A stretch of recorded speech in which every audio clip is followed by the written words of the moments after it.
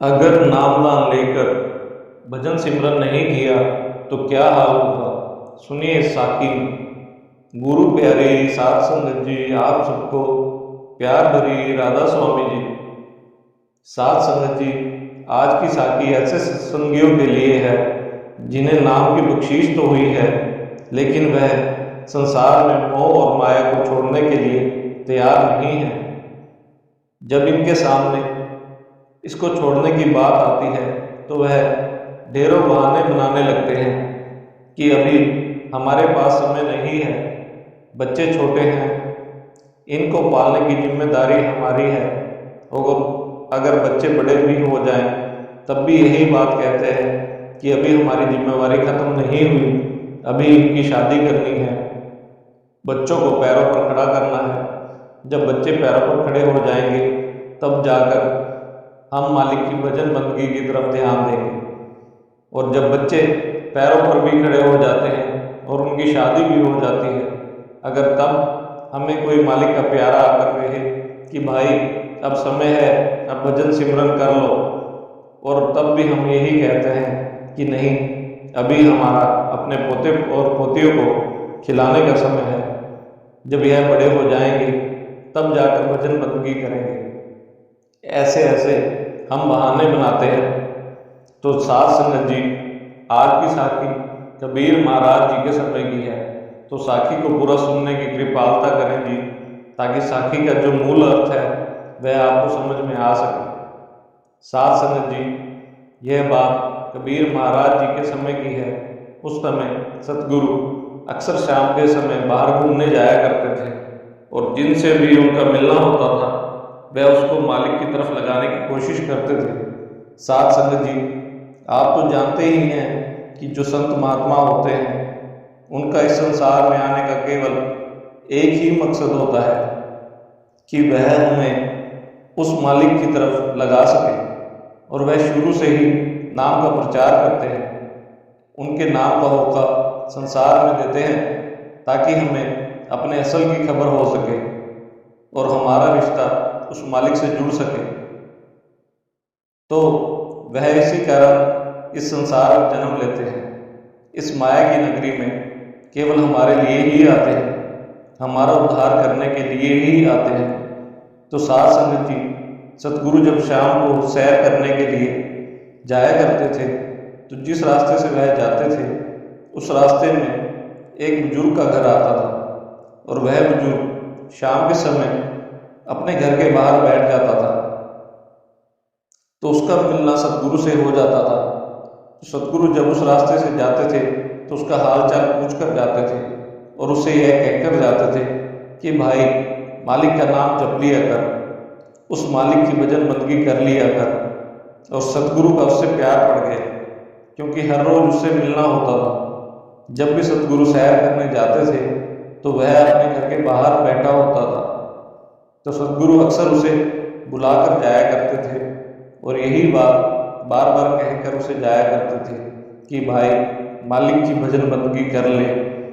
तो जब सतगुरु से यह बात कहते थे तो वह आगे से कहता था कि मेरे ऊपर जिम्मेदारियां बहुत हैं, बच्चे नादान हैं, गलती कर बैठते हैं, इसलिए सब कुछ मुझे ही देखना पड़ता है, तो मुझे समय ही कहाँ मिल पाता है कि मैं मालिक की भजन बंदगी कर सकूं। जब बच्चे अपने पैरों पर खड़े हो जाएंगे, मेरे कारोबार को संभाल लेंगे और मेरी जितनी भी ज़मीन है उसकी देख रेख करने के लायक बन जाएंगे, तब जाकर मेरी परेशानी दूर होगी, तब जाकर मैं उस मालिक की भजन बंदगी करूँगा। वह अक्सर ऐसे ही सतगुरु को कह देता था। तो सतगुरु जब भी जाते उसका हाल चाल पूछ कर जरूर जाते, और उसे यही बात बार बार कह कर जाते थे। तो सतगुरु ने उसे यह कह दिया कि जब तेरी जिम्मेदारी खत्म हो जाएंगी, जब तुझे लगेगा कि अब मैं उस मालिक की भजन बंदगी कर सकता हूँ, तब मुझे बता देना, क्योंकि मैंने तुम्हारा उद्धार करने की जिम्मेवारी ली है। तो जब तेरे बच्चे पैरों पर खड़े हो जाएंगे तब मुझे बता देना।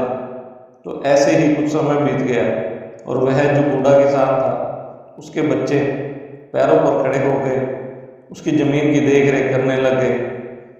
तब कबीर जी फिर उससे मिलने गए और उससे कहने लगे कि भाई अब तो तेरे बच्चे भी पैरों पर खड़े हो गए हैं और तेरी जो ज़मीन है उसकी देख रेख करने लग गए हैं, तो अब तो मालिक की तरफ ध्यान दे, ज़्यादा से ज़्यादा समय उसकी भजन बंदगी को तुझे देना चाहिए। तो जब यह बात सतगुरु ने उस बूढ़े किसान से कही तो उसने सतगुरु से कहा कि माना कि बच्चे अपने पैरों पर खड़े हो गए हैं और मेरी ज़मीन की देख रेख करने लगे हैं, लेकिन अभी भी मेरी जिम्मेवारियाँ कम नहीं हुई हैं। अभी इनकी शादी करनी है, तो जब इनकी शादी हो जाएगी तब जाकर मेरी जिम्मेवारी थोड़ी कम होगी, तब जाकर मैं भजन बंदगी कर पाऊँगा। तो सतगुरु मुस्कुरा पड़े और वहाँ से चले गए। तो उसके लड़कों की शादी भी हो गई और सब कुछ हो गया। एक दिन कबीर जी फिर उस रास्ते से जा रहे थे और वह बुजुर्ग बाहर बैठा हुआ था। तो कबीर जी ने उससे उसका हालचाल पूछा और कहा कि अब तो तुम्हारे लड़कों की शादी भी हो गई है और जैसे तुमने कहा था कि जब लड़कों की शादी हो जाएगी तब मैं उस मालिक की तरफ ध्यान दूंगा, तो अब कौन सी परेशानी है। तो उसने कहा कि अभी बहुत समय पड़ा है और अभी अभी बच्चों की शादी हुई है और अभी तो मुझे अपने पोते और पोतियों को खिलाना है, उनसे खेलना है। तो जब सतगुरु ने उसकी यह बात सुनी, सतगुरु समझ गए थे कि मन माया से ग्रस्त हो चुका है। तो सतगुरु वहाँ से चले गए। तो कुछ महीनों बाद सतगुरु फिर वहाँ से गुजरे और वह बूढ़ा बुजुर्ग वहाँ पर नहीं था। सतगुरु ने उसके घर जाकर पूछा कि यहाँ जो आपके पिताजी बैठते थे वह कहाँ है। तो उन्होंने देखा कि कबीर जी आए। तो उन्होंने कहा कि वह तो कब के चले गए, उनकी मृत्यु हो गई है। और सतगुरु ने कहा कि वह मेरे मित्र थे, इसलिए मैंने आपसे पूछा कि वह कहाँ पर है। तो जब उन्होंने यह बात कही कि उनकी मृत्यु हो गई है, तो सतगुरु उसी समय अंतर ध्यान हुए और उन्होंने देखा कि वह जो बूढ़ा किसान था उसका उसकी एक गाय से बहुत प्रेम था, वह उसका बहुत ख्याल रखता था। तो वह उसके पेट में उस गाय का बच्चा बना हुआ है। तो जब सतगुरु उस गाय के पास गए तो उन्होंने बड़े ही प्यार से उस गाय पर हाथ रखा और चले गए। तो कुछ दिनों बाद जब सतगुरु फिर उससे मिलने गए और उसका हाल चाल पूछने गए, सतगुरु ने उसके ऊपर हाथ फेरते हुए कहा कि क्या हाल चाल है। तो उसने कहा कि मैं ठीक हूँ।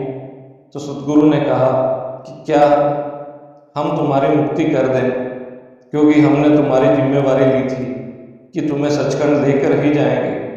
तो उसने कहा नहीं सतगुरु, मुझे ऐसे ही रहने दें, क्योंकि मुझे अपने पोते और पोतियों को देखना है और इसी बहाने मैं इनके पास तो रहूँगा।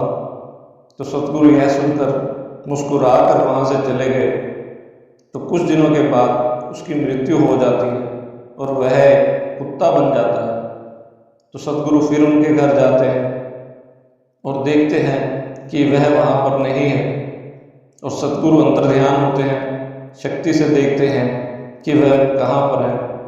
तो देखते हैं कि वह अब कुत्ता बना हुआ है और जो उसकी ज़मीन थी वहाँ पर बैठा हुआ है।